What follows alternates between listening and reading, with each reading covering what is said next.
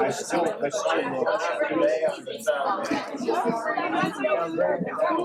I think this is so much nicer than the cafeteria. I don't know about you guys. It's awesome.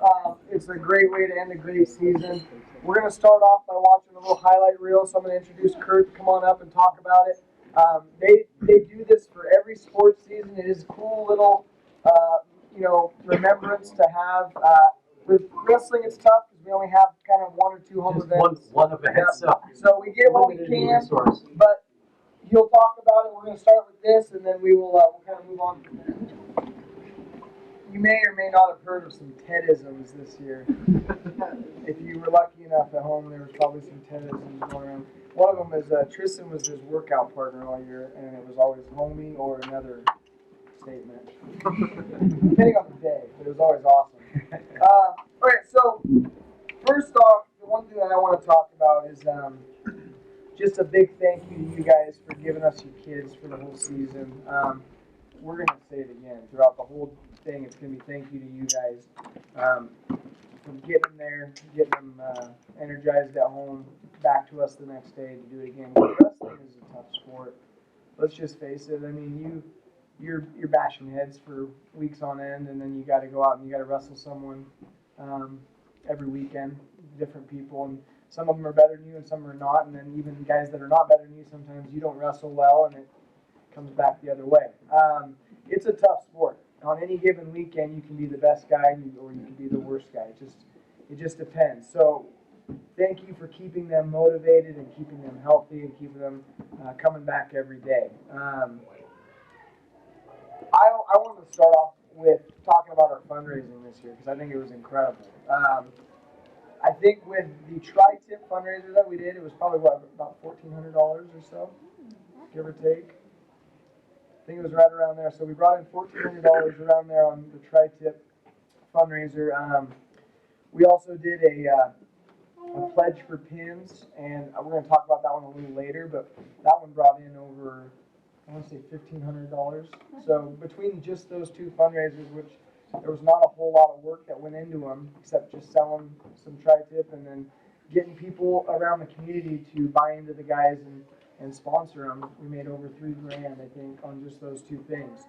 So tonight I want to start off by talking about some people behind the scenes, our trainers and statisticians. I don't know if Cassie's here. Is Cassie here? Kalina's not here. But we can get Kalina's stuff. Well, our three... Right there. She's here. Oh, Kalina's here. Perfect. Okay, and Sierra's not, though, right? No. Okay. So, Kalina, come on up. We're going to embarrass you.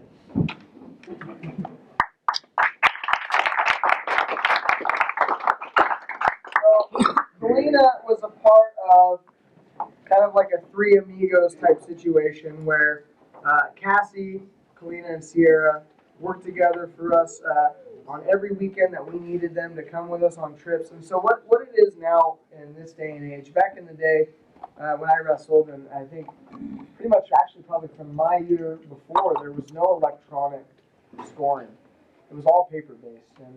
And so now having a stat person is more along the lines of being able to challenge a score. And also it's nice because both Kalina and Sierra are also trainers. So they can kind of do both of those things. So Sierra and Kalina and Cassie were our three that were there whenever we needed them. It was kind of hard too because sometimes it was like, hey, we're going on to this trip.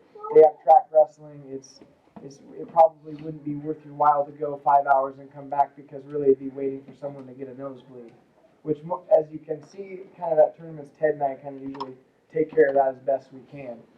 So they did a really good job working with what we needed. So Kalina, Cassie, and Sierra all lettered this year, and they all did a terrific job when they were asked to be there for us and help them. So I want to make sure that they're definitely appreciated and thanked for that.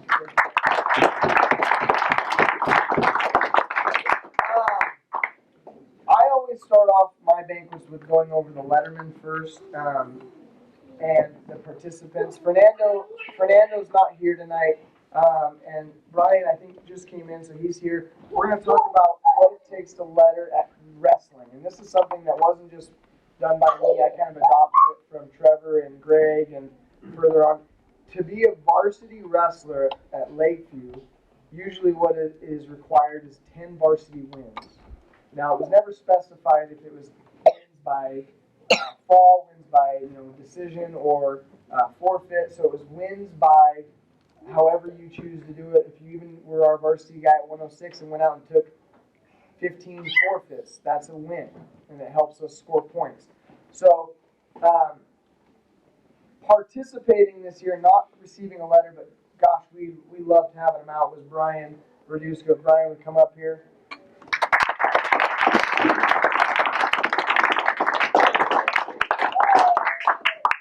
So Brian came to us at the start of the year, and we're going to save kind of story time for later, but Brian came to us at the start of the year, and I was really worried at first because I don't know very much Spanish or anything. But I really got to thank Fernando and Eddie for stepping up and helping kind of be that bridge between us and Brian. And Brian's awesome. Brian really understands a lot of English. It's just we don't understand a lot of Spanish. That's kind of the barrier there. So I could say something to Brian and he'd be like, yeah, I got it. And he'd say something and I'd be like, Eddie. So, but it was great having him, and he's a really hard worker. I think by the end of the year, he was trying to pick stuff up. It just was one of those things where everything with our barrier and him coming out and being a first-year wrestler, it was just almost a little too late. But I asked him, when we do our kind of end-of-the-year meetings, I asked him, and I know Ted and I talked, and we were like, gosh, we hope he comes back. And from everything that I've heard, he plans on coming back, and I think that'll be really good for him next year. So thank you, Brian.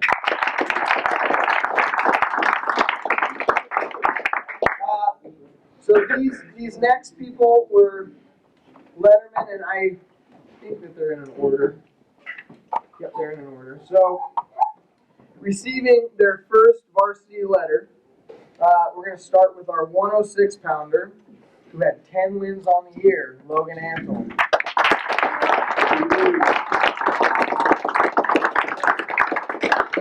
So like I said, I'm going to go more in depth as we go, but Logan did a really terrific thing for us next year. We didn't have a 106 last year. I don't know if there was a 106 the year before. It's a hard thing to walk into as a freshman and be like, hey, buddy, how much have you wrestled? Not very much. Guess what? You're going to be our varsity 106. And he took that with stride, and there were weekends where he got his butt whooped, and there were weekends where he went out and he worked, and he got better and better and better, and he started to beat people where he wouldn't have maybe a month prior to that. So I'm really proud of him, and I'm hoping he comes back and does a good job for us next year, probably still at 106. And Dylan Still.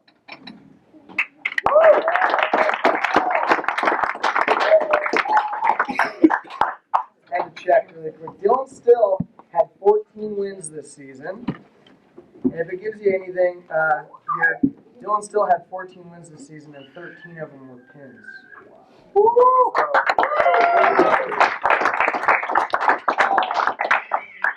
I'm not much of a stat guy in wrestling. I think if you go out and you win your match, that's awesome. Now, we always like things. A win's a win, but to pin 13 out of your 14 matches where you've won, that's a pretty impressive feat. Dylan is a guy that every day, Ted and I look at each other sometimes, and there were sometimes we're like, did he come to practice at all last week? And then there were some days where we're going, he's going to win state as a senior. So, like, it's just a perfect example of a freshman in a sport. Like, there's going to be ups and downs, but with Dylan, he really figured it out. I think from probably classics on, he really clicked, and he started beating people that he wasn't supposed to beat. And I'm really excited to see where he goes in the next 3 years. So, Dylan.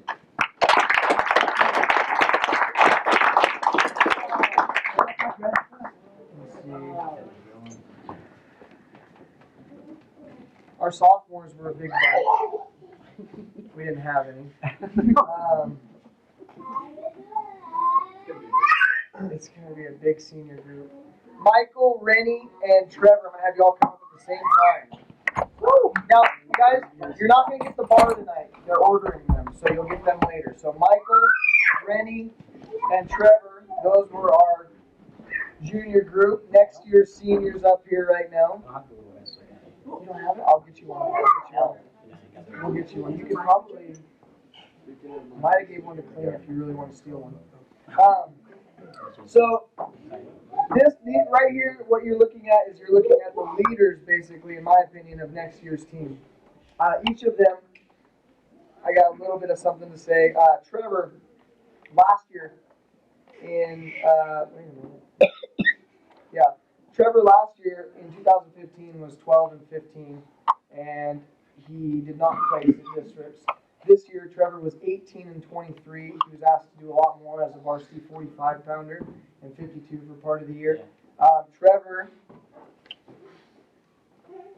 won 18 matches and 16 of them were pins. It's pretty impressive. And he's a guy that was about one match this year from going to state. And in fact, he was 1 point from going to state. It was something where when I did the article with Kurt, I told him, I go, man, there were two that I thought were going to make it. It just was like, boom, heart sank as soon as it happened.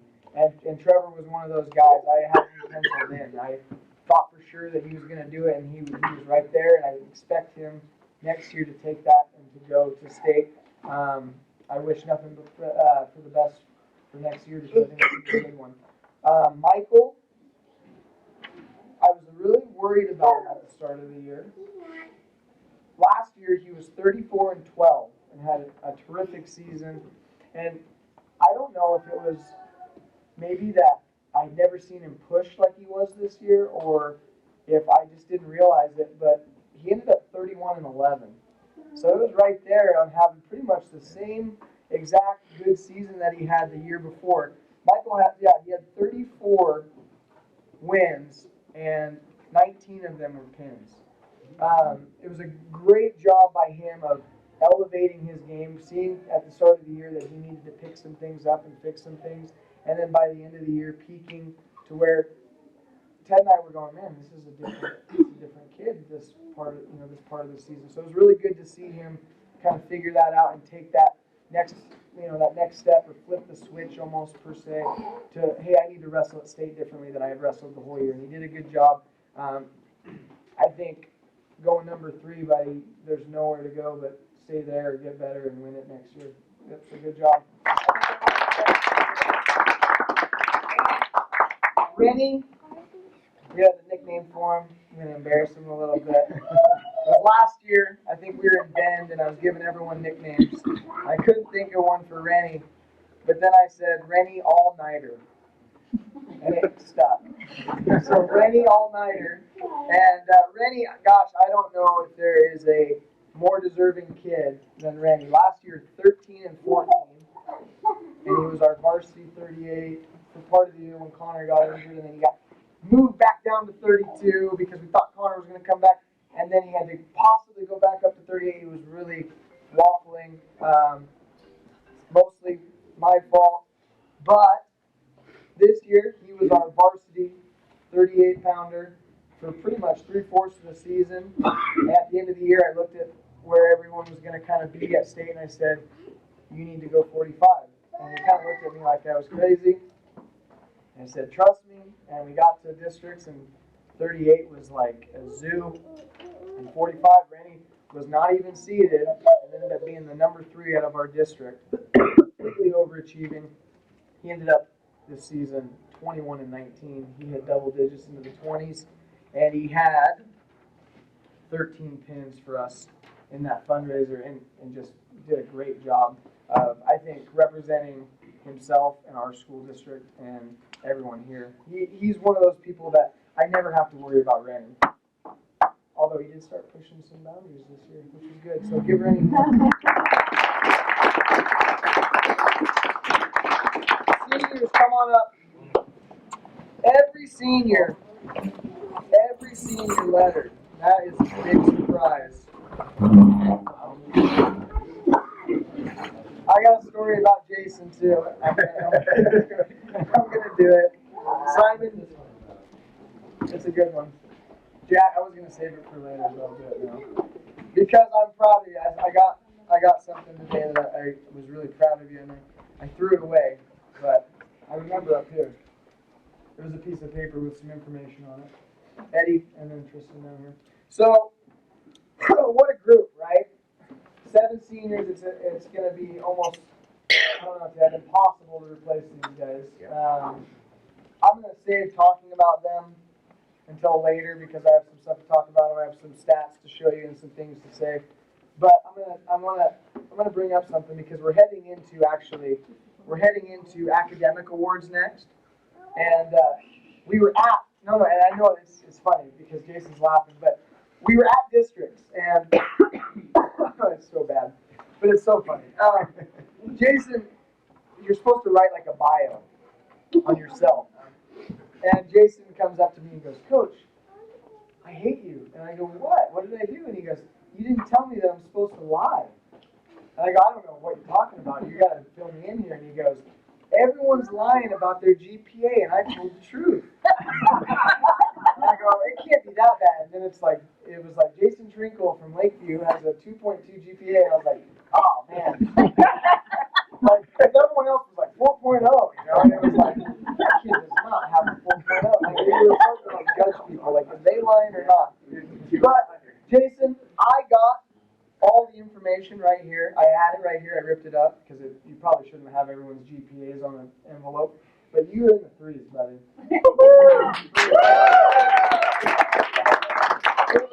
For the season, I think you were a 3.26. That's how they look at it. Is when you start wrestling, when you end, what were you? Because that's how we determine academic awards. And they do the Dairy Farmers Award and all that stuff. And you were in the threes, so you should have lied because you were up higher. Okay? You guys can grab a seat. We'll talk more about you guys later. I don't want to. It's in the middle right now. I'll wait till the end to make everyone cry. So academic awards. We had a lot of them. Not really. Yeah. We didn't have. It's gonna be a really easy picture for Kurt to take. Like I'm gonna need those three guys that got. Okay, so we had a lot of guys close. You have to get a 3.5 or higher. We had guys with like 3.4, like 3.26. It's right there. It's like between getting a B and an A in one class. We had guys with 3.45. I think Eddie had like a 3.45. He was really close from being in that, just crossing over and getting a certificate.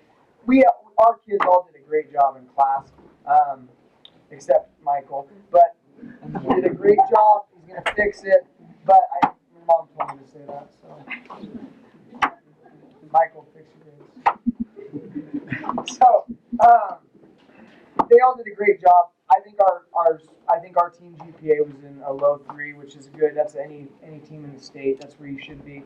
We did have 3 that overachieved though, along with Sierra. She's not here tonight, but I gave her award.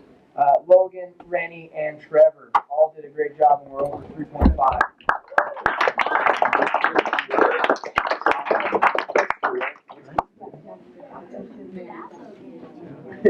Hey, rock, paper. Oh, no. Sorry. You were extremely close, though. No, I think you were better than what you thought. I think you were. Yeah, parents benching it does wonders. It does do wonders. The next thing, so these guys, they're smart.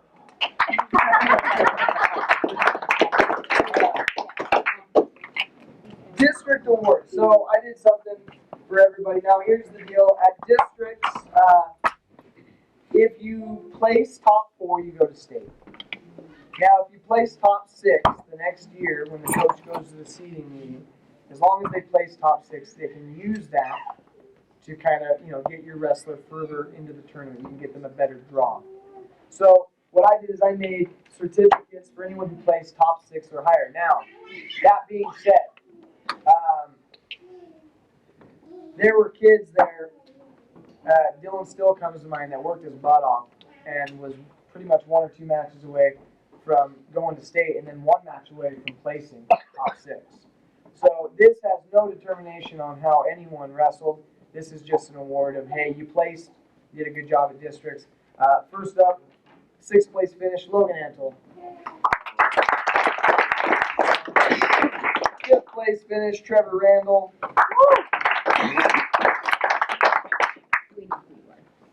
5th place finish, Tristan Ward. Not my fault, I don't think. Don't blame me. 4th place finish, Darren Cup and Jack Burgoyne. guys that are coming up here are the ones that just made state and just got back this weekend recently. Logan, you know, they still should be close to their weight unless their last name is Cockrell, who's now about 12 pounds over what he wrestled 3 days ago. Michael McCauley, Rennie All-Nighter, and that's it for the third place guys. They did a great job. I don't think anybody from our district, probably besides our team, Ted and I, and maybe people in this room, thought Rennie would go to state. And I think that that's huge for him going into next year. I can't be more proud of him. It was an awesome job. And then second place finishes Jason Trinkle, Simon Belaine, and Logan Cockrell.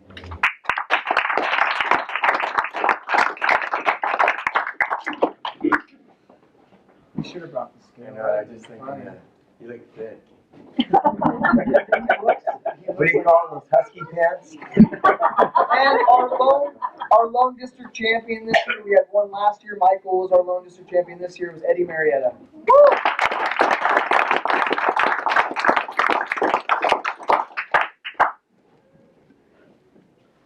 You run up here, man.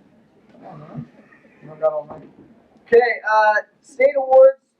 No matter what these guys did at state, they were given a participation award at the Oregon State, the State of Oregon state finals up there in Portland.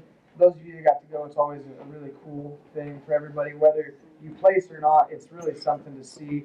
I was really proud of not only Rennie, but Jack and Logan making it for their first time and getting to see that, because it's something that you'll definitely remember forever, no matter what. So Jack Burgoyne, the 8th that made it, Jason Trinkle, come on up guys, Rennie Nider, Michael McCauley, Eddie Marietta, Logan Cockrell, Simon Belaine. Did I miss anybody? I think they're all in here.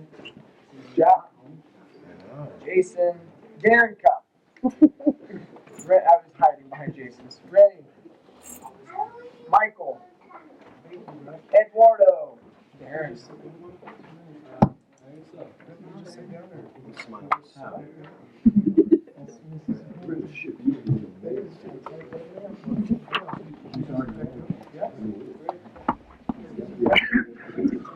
Okay, and did she spell it wrong? No. Simon lost 4 pounds this week. So Simon, okay, we're gonna segue. Simon, we were on the perfect time too. Yeah, Simon, this weekend we go to Portland, and Simon's been the guy the whole season where, like, the night before I'm like, did you check weight? And he's like, no. And I'm like, what do you weigh? And he's like, let's go find out. We step on the scale, and I'm like, you're 2.5 pounds over. And he's like, so. And then the next morning I'll go like wake him up early because I'm thinking he's gonna have to run. He goes, can I go pee first? Yeah, go pee. So he goes pee, and I come back, and he's like, and I'm like, he's like 1.5 pounds under. Like, he floats like 3 or 4 pounds. I don't get it. So we go to state, and he's drinking a half gallon of chocolate milk on the bus. And we get there, and he weighs in, and he's 2.5 pounds over. And he freaks. He kind of like has that moment where he's going like, maybe I'm not going to make it for once. Because he never did.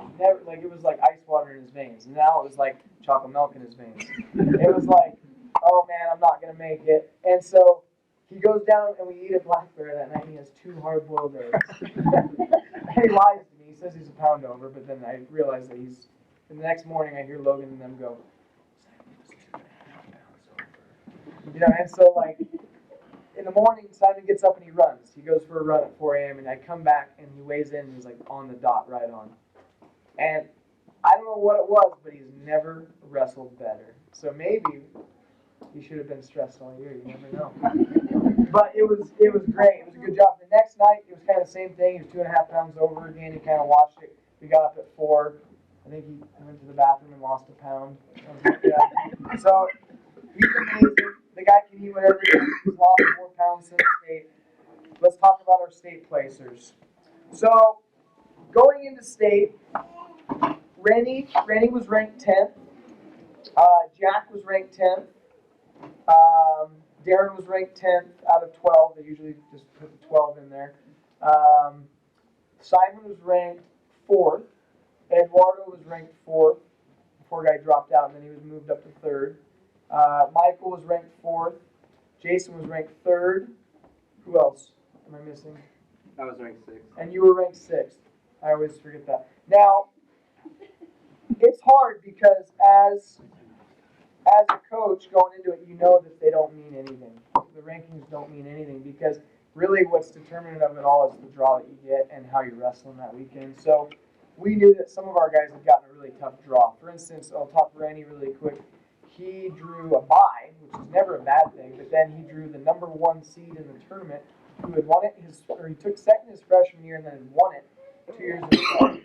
So he was a 2-time state champ. And all the nice things I said. And then Jason, perfect timing. He had a bye. He drew the reigning state champion at 285, Osiris from Nissa. So you don't always get a good draw. You don't always, the rankings don't always shake out how they should be or how they are supposed to be. I guess supposed to be because the guy is just doing his best guess. And I think honestly, and I talked to Ted about it, the 8 guys that we took up, I think 6 of them, even to this day, 6 to 7 of them should have and could have still placed. Jack was a match away. Jason a match away. The better draw, you and Michael don't have to wrestle, you both place in my book.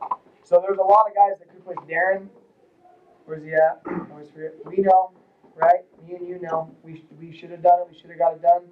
But still a great season. Now these 4, they went above or met the expectation and they met that ranking. Now, Logan Cockrell's the first I'm going to call up. He was ranked 6th.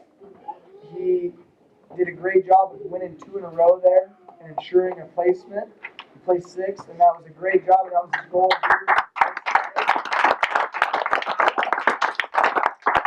Eddie Marietta took 5th at 182. Eddie wrestled in the semifinals against Kit Date that eventually took 2nd. In that match, he kind of got tweaked a little bit in his groin. It kind of, at state, it can mess with you. And he kind of wasn't himself the next 2 matches, and we gave him the option. Do you want to medically default and just take 6, or do you want to kind of maybe gut it out and see what you got? And he did. He had a defensive match against a kid from Crestwell that Jack had wrestled, and Eddie kind of found a way to get through it and won 1-0 and took 5th. So it was a good gut effort there by Eddie. And then Simon Belaine, my next one, he took 3rd.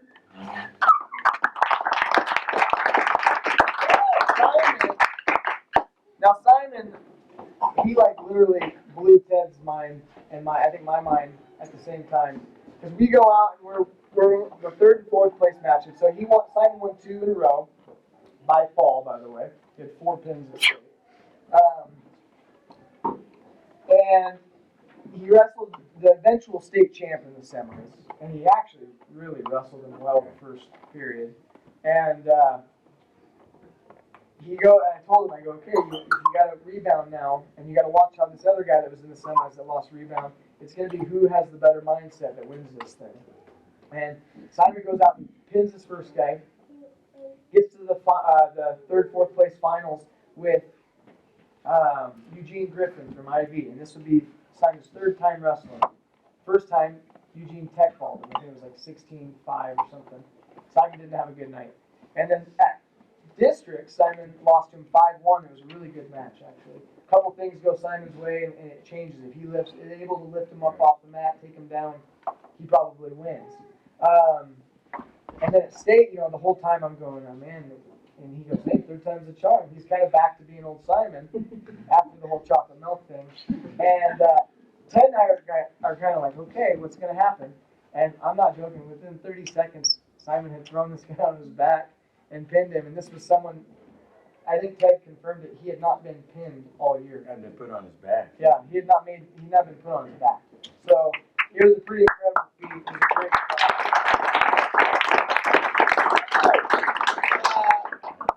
and Michael McCauley.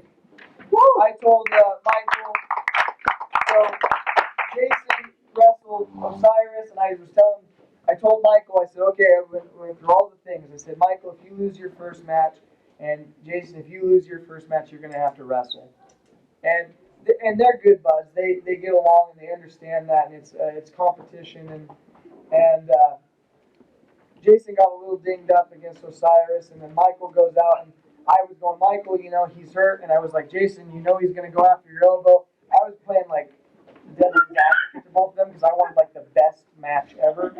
And I think Michael, it finally like clicked with him the whole weekend, and it was funny because it was like nothing against Jason at all. It was like if Jason would have beat that Osiris kid, gosh, it would have been amazing and through the roof. And I think he wrestled him probably just as good as almost anybody did the whole year. It was a really good job.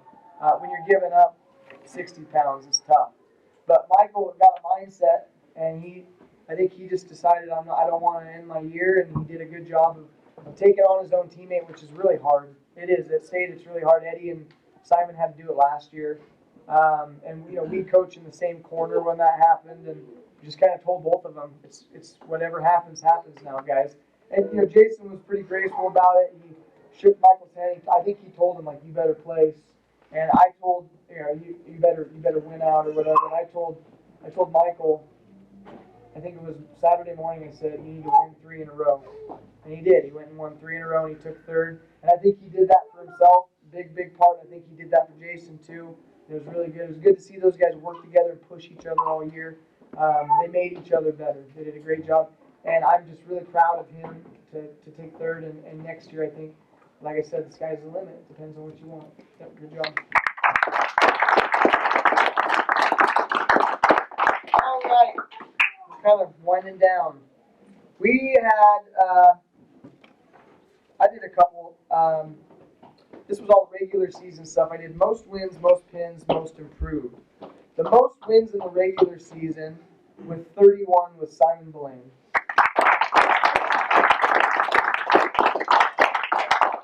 35 if you count state. It's a pretty good job.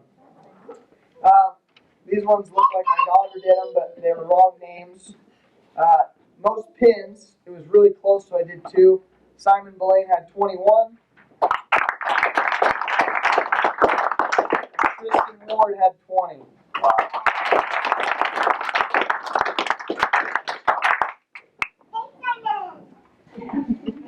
Most improved, as you can see, it was difficult.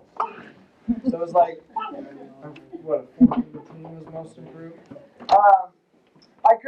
I don't think we could have picked anybody else. We let the team vote on a couple things, but Ted and I talked about this, and these 3 names came up the most. I think everybody improved, but the most improved that we could find.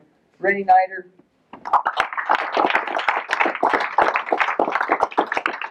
Jack Boyne. And William Concord.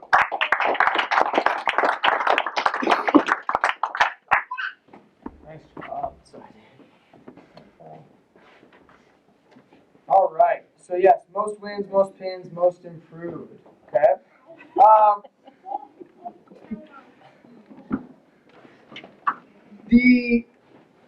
At the start of the year, we did the pin pledge thing, and I wanted to motivate them to go out and sell, or not sell, but really like sell themselves. But it was like, hey guys, sponsor me to go pin people. And at first, some of them were like, I'm not going to do that. But then they went and did it because I threw in a little something. I said, we'll donate a certain amount to the Mat Club, which from Pledge for Pins, we donated $300 to the Mat Club. It's awesome. They can help that with they use that for their tournament this weekend or whatever they want to do. And then we were going to give a third of whatever we made, which would end up being $500 to a student, a senior, that was going to continue their education in some way, whether that be lineman school, whether that be becoming a cop in 3 or 4 years, or going to school right now. And I sat down with all of them that voted, and I said, I don't want this to be about anything except who you felt represented the program the best out of all those guys, all the seniors, who you felt had a good, just a good, I don't know how to pulse of the team. They always took care of the team. They always were a good leader. And then lastly, I said, could they use it? are they gonna take it and they're gonna use it for going to school, and you know that, and they need it, and it's gonna be something that helps them out in the long run, because that's really what I wanted it to go to. Ted and I were a tiebreaker, so if it came down to like a 7-7 vote, or 5-5 or whatever, Ted and I were a tiebreaker. There was not a need for a tiebreaker. It was a close vote, but the team did vote to give Logan Cockrell $500.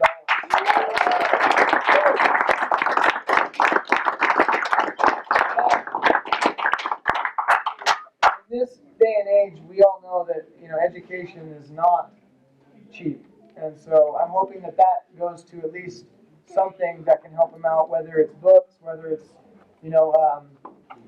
room and board, anything, pizzas after a good hard study session in the library.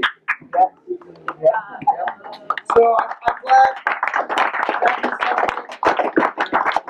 that'd be something I'd like to keep going. That'd be a really good thing, I think, every year to give to a senior. I think we'll be able to take a break in 2 years from it because there's no sophomores. So you and I can Pizza. Yep. I wrote down wrestlers by class. I think I already told all the stories. The last thing that I want to do, there's two things. Everyone in this room did a great job with them. I can't thank parents enough. Our administration, my dad Steve, Jesse, they all do a great job. The staff there at the high school. Emma does a great job for me. Diane Hamilton does a great job for me when I need stuff. All the parents, in definite kind of looking at them specifically, I know that Susie and Anita did a lot for us, behind the scenes, as well as the fairs did a great job bringing stuff, and everyone donated stuff to go on the bus once. I know that, so we're incredibly grateful for that. I know that Mrs. Belaine every weekend was driving, and she on the road every day that we had a tournament. So we had a great traveling team and the family. So it was awesome. So I want to make sure that you all know that you're greatly appreciated. And we don't have it. I don't think there's very many people that have it better than Lakeview does when it comes to being in a community and definitely helping kids out and kind of furthering them in a good life, in a healthy life. And so I want to make sure that you guys all get a round of applause by the wrestlers.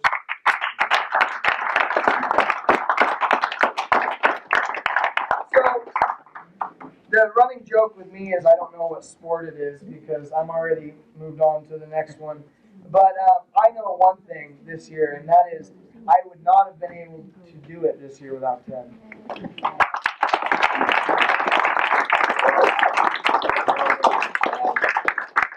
Before I go into Ted, I also wanted to thank Rod for working with 3 or 4 of the guys on video and doing a good job. I know Rod is really,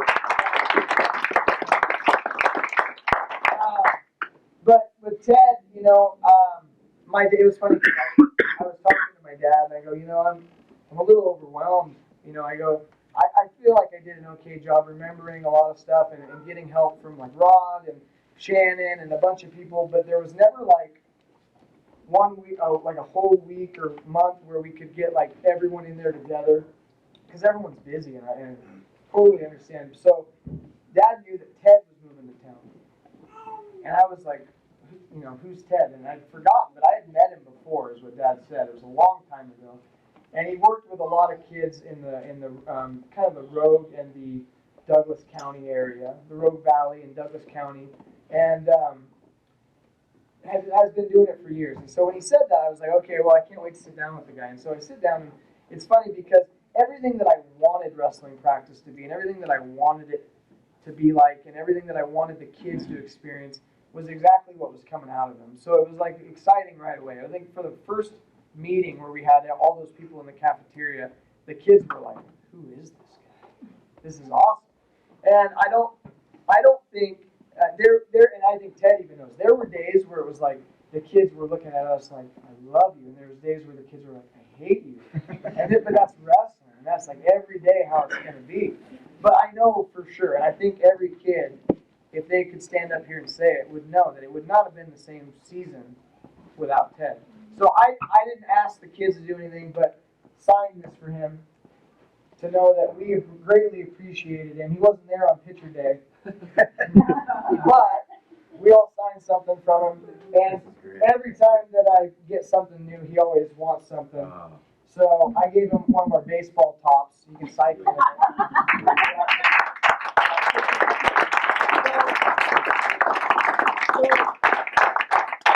it. I mean, you should hear some of the speeches he's given. I'm going to give an opportunity right now. The floor is his to talk about anything that he wants to talk about.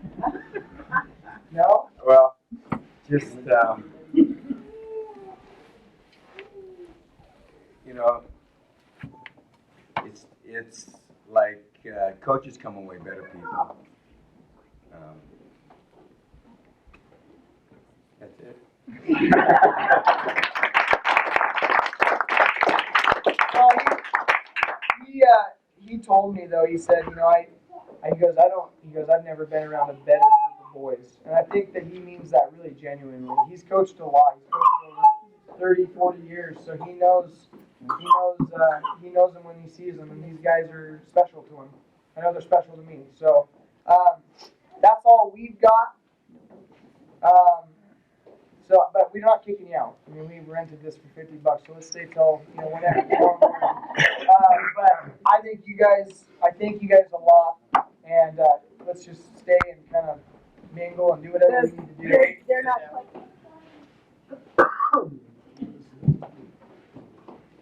That's really cool, guys. That is really. Darren, that one's for Brett. Wow. We just really appreciate you guys. We know that it's an enormous amount of time and effort for our kids. We just want to say thank you. Oh, this is. Thank you, guys.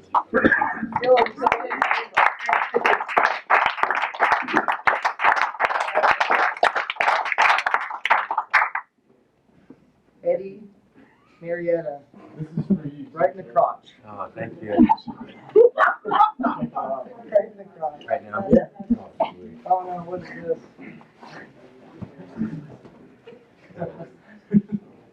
Oh yes. Oh, What dude. does this say? Nice. Nice.